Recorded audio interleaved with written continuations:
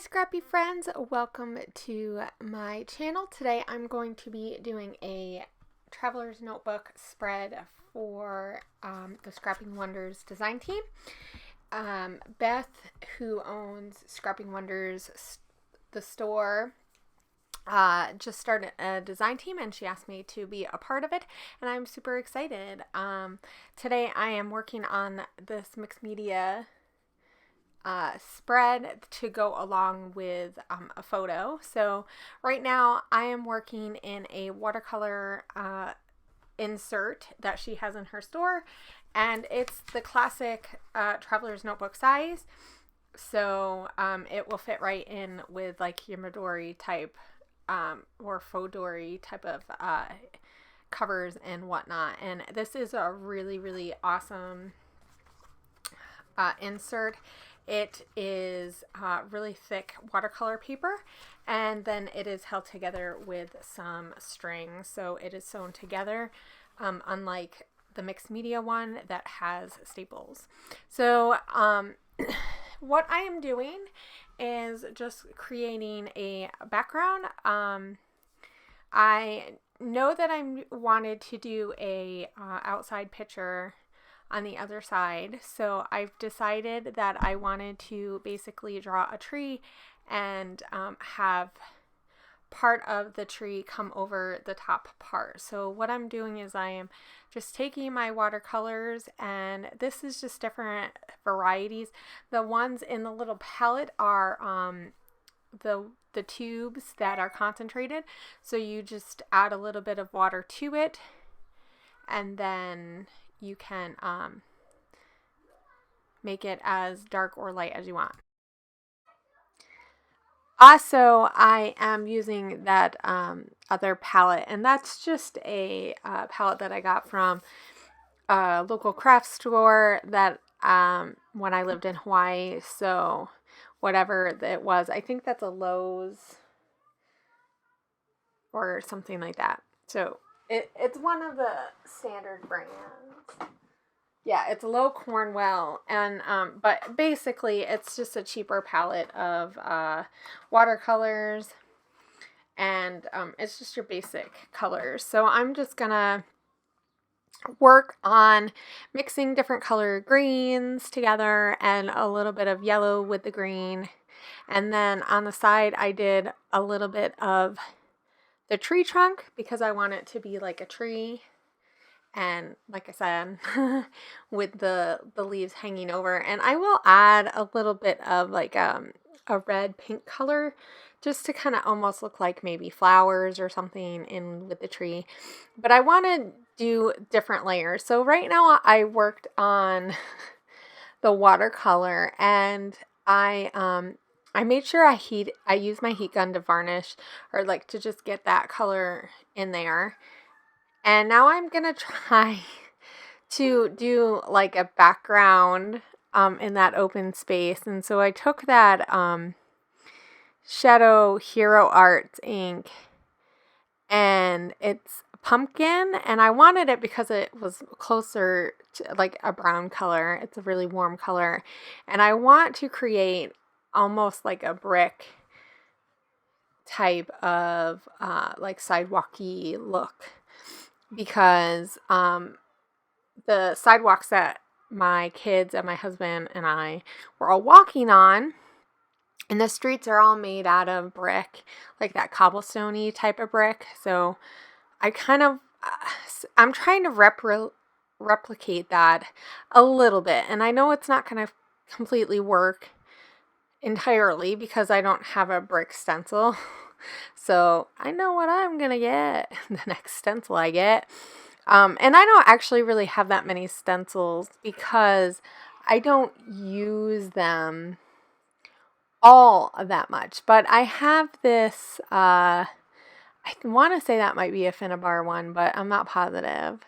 And that stamp that I used was a Finnabar one, and it looked kind of like animal tracks, and I wish I hadn't used that. But so now I took some watercolor again, and I'm mixing some red in with the brown because I wanted to kind of feel like a brick, and some old bricks have a lot more red in it. in with the browns and stuff. So I want to use different color red, like some red in with the browns and stuff. And I'm hoping that if I put it through this stencil that has like these crosses, almost like a fence, or I don't know, it had more of a structure to it that was closer to a street. So, and I'm really just wanting to build layers. So I'm adding some stuff, drying it a little bit, and just kind of adding some more stuff. You see me use some white acrylic acetone paint, just kind of to mellow out that stamp that I had used, because I really did not like it. I will say that this paper is super thick, that you could not see it really through the back too much. There might be like one little spot that you can see it, but it really was not too bad. And so now I'm taking some modeling paste, and I'm going to add a little bit of brown to it, because this is Salt to the Earth, and this is Shimmerz, the pasties, and it looks white, but it really, when it dries, it's really translucent, and it picks up the colors of whatever you have underneath it. So I was hoping that maybe if I added a little bit of the watercolor, that it would bring on a little bit more of that color. But it looked that way until it started drying, and then it really didn't. And so I just started adding some more stuff on there, and that actually helped a lot. So, of course, you can't really see entirely what I'm doing, but I'm using my palette knife, and I'm just putting some of this black pasties. This is Lava Flow, I think, but it's a black-gray color, and I wanted it to kind of almost mimic like maybe trees or something dark that you could see. So I just swiped my palette knife and just got some lines, and this is just a fun way to add a little bit more texture and stuff, because you're gonna see it, but it's not gonna be really crazy or anything, it's not going to be the main thing that you see. So here's now where I'm going to add in some flowers, or like some color up to the top. And I just mix some different red and pinks, and then some white, because I want to keep it really light, almost so you almost can't see it. Okay, so I'm letting that stencil dry, because I did the modeling paste with the stencil, and that was definitely a Finnabar one, I believe. So, and once again, like I said, I didn't have anything that was brick, or I would have used brick. Now, one thing that I could have done is took some of the Tim Holtz ink pads and like watered them down and used like a blending tool, and gotten some also really cool effects and layers in there. And maybe next time I will try something like that, but I really wanted to stick with like watercolors and like some liquidy type stuff, because this watercolor paper is really going to blend really well. And I didn't add any gesso to the bottom, because I want things to kind of soak in, and I want it to kind of work that way. So right now I'm working on some brush script, because I know I want to put like a sentiment on here, and I want it to read "Walking in the Steps of Those Before Us." And I'm just playing around with how I want to do it. This is whenever I'm doing a brush script, I like to practice it a few times and then kind of do it out another time. So you see me do it a couple times, so you get the gist of like how I'm doing it. And in the end, I'm going to use one of them, and I'm going to cut it out. So this is the next day. This is later, and I decided maybe if I add some of this Faber-Castell luster, I think this is another day, the gold luster, or the gold lust, that maybe that'll help it look a little bit more brown. Because one of the things that I was disappointed in is that it really didn't look like a sidewalk.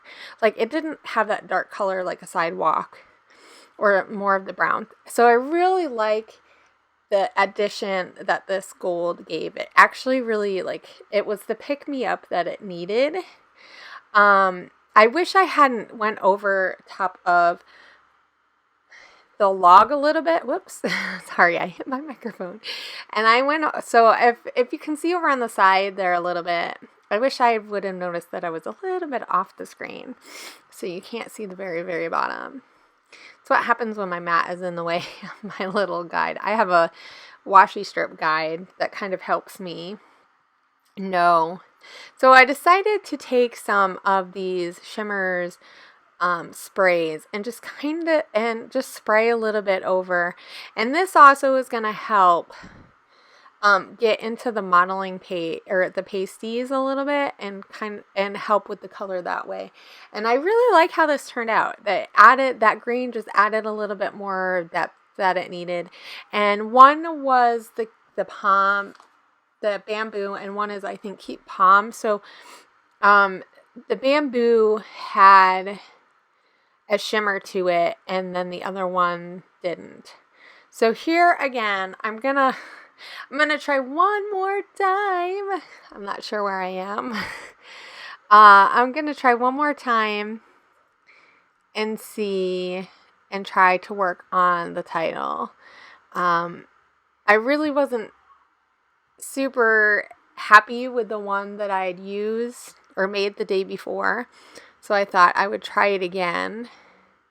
And I'm using just a refillable watercolor brush, but really I find that with the water brush script is to just find a writing utensil, like either a paintbrush or a watercolor brush that you like the nib, like you like the thinness or the thickness of it, and just play around with it. The more you practice, the better it looks, I feel. And just play around with how you like, how cursive you want it to be. That's really my advice. I'm not that great at it, but I can do it enough that I know it's my handwriting, and I think that's what I like the most about this. And adding an element like this, and I'm keeping it on the cardstock because I want to be able to pop this up so that it kind of sits up over top of part of the tree and like the sidewalk. So it's almost like the phrase is on the sidewalk. So I was thinking that instead of just keeping it the white cardstock, that I would spray some of the sprays that I used. And I think it's eggnoggin and then those greens. And I didn't mind it too much because I used the black watercolor. It was kind of seeping or like leaking or bleeding, I should say, from on the paper, and I wasn't entirely happy with that. So here I cut it out, and it doesn't look too bad. I mean, I don't know. It's a little grungy for me, and I don't mind that so much, I guess. I don't know. I wasn't really wanting it too grungy, and because of all of the stuff that I did, it did look a little grungy. So I'm going to clean up my space just a smidge because it's starting to get cluttered. And I do better when I don't have my desk all super crazy. Though my mat, oh my gosh, my mat looks horrible. So I pulled out these re-inkers, or these like finger whatever things that we used to use all the time. They used to come in the Scraptastic kits, and I love them. This pink one's coming off, but I do the outside of this page a little bit so that it kind of ties in a little bit of that pink that I have up at the top. And so I'm thinking I don't like how that, because I sprayed on it, it doesn't pop. And so I'm thinking, well, maybe if I add a little bit of this acrytones with a little bit of water, so it's not, even though I know that it's pretty translucent, I don't know why. So I tried it at first and I didn't think it showed up enough, so I'm going to add a little bit more. And I'm still not going to like this. So I'm going to just say right now that the finished product that you are going to see, my finished page, is actually going to be a little bit different than what you see here because, so I'm putting this on Pop Dots because I knew that I wanted to do that.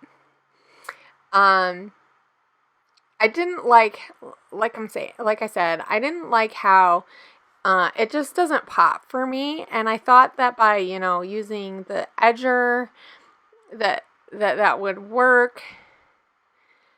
So I'm thinking, well, maybe if I use this black and white, even though it's not really a pattern that matches, but it does match where I live in the Pacific Northwest because it has that Native American feel. So I'm thinking, well, maybe if I put this underneath there, that black and white, it'll just kind of help it pop off.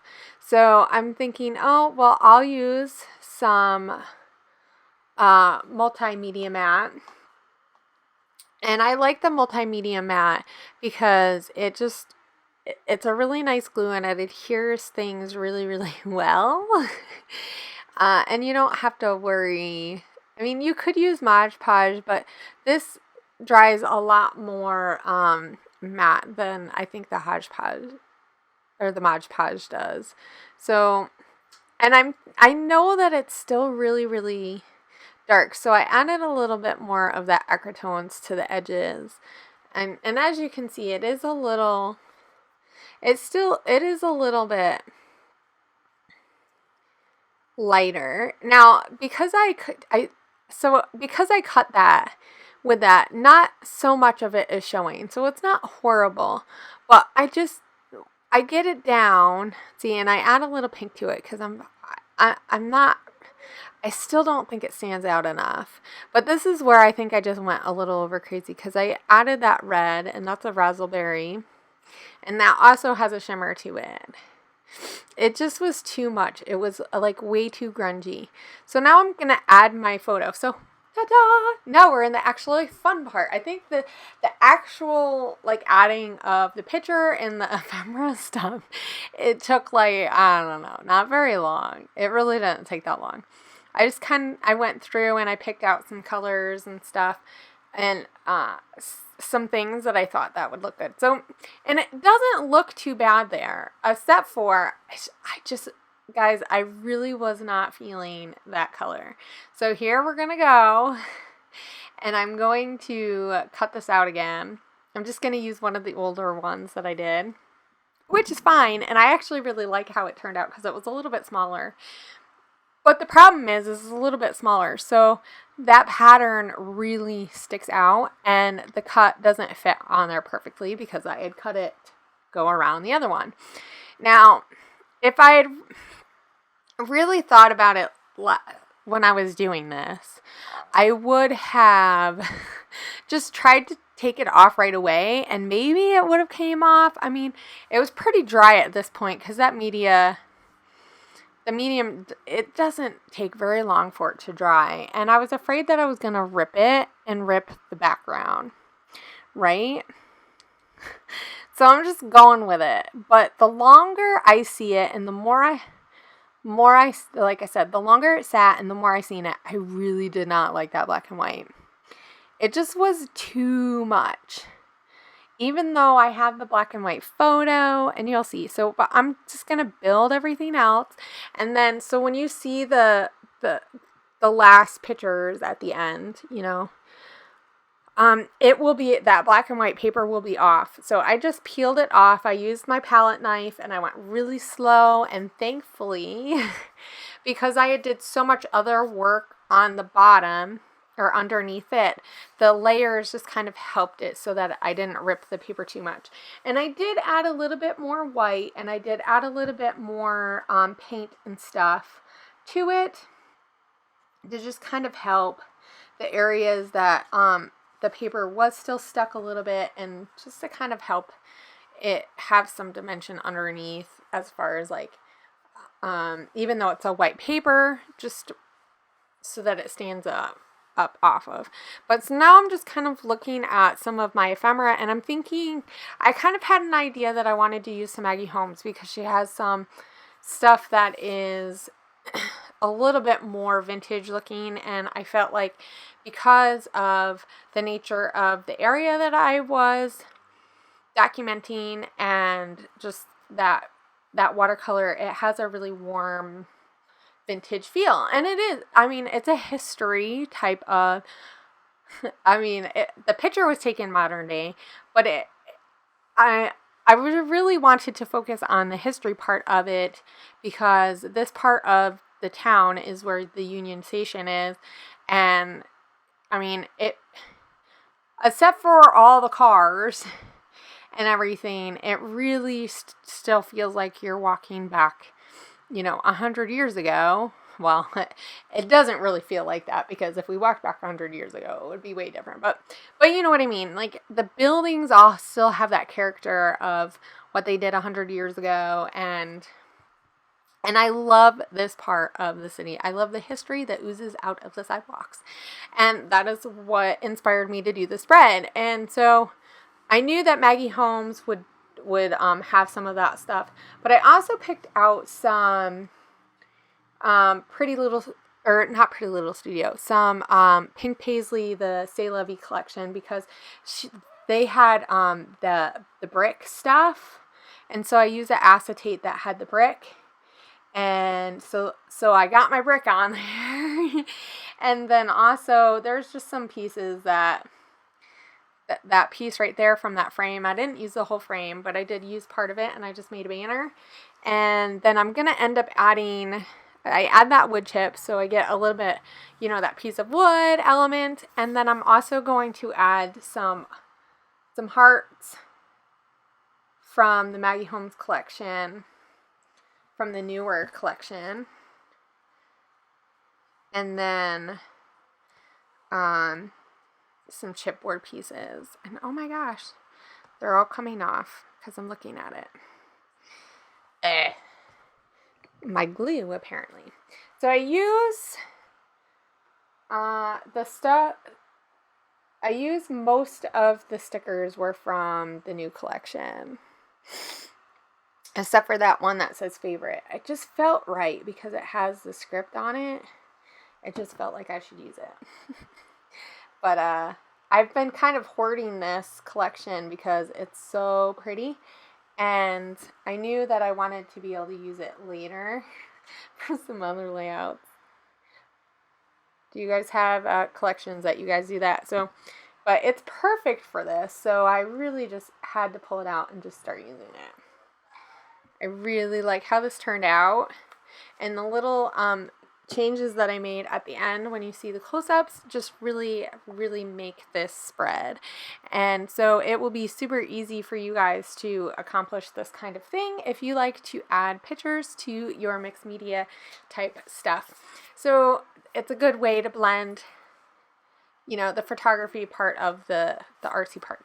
So I hope you guys have a great day. Make sure you look in for the links below so that you can go check out Beth's stuff, and I will see you guys later. Bye!